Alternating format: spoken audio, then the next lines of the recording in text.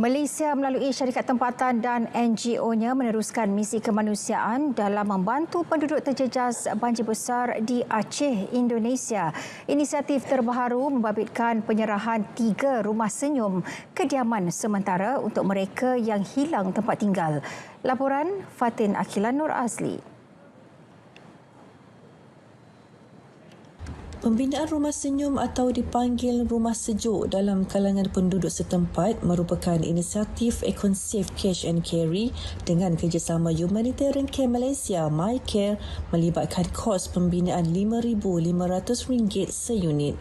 Menurut Pengurus Besar Pasaraya Econsave Cash and Carry Mas Imran Adam, keutamaan diberikan kepada anak-anak yatim dan keluarga asnaf yang memerlukan tempat tinggal lebih selesa dan selamat. Sekarang 3 sudah siap, 3 lagi masih dalam pembinaan.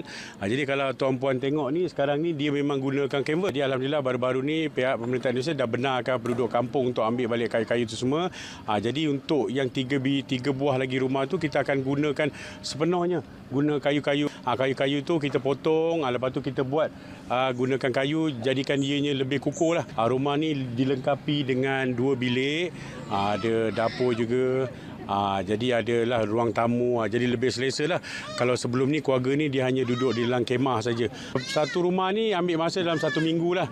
1 minggu. Tapi untuk yang sebelum ni memang dia buat lebih cepat pasal dia gunakan canvas. Tapi macam yang kita cakap tadi, kita dah manfaatkan kayu-kayu.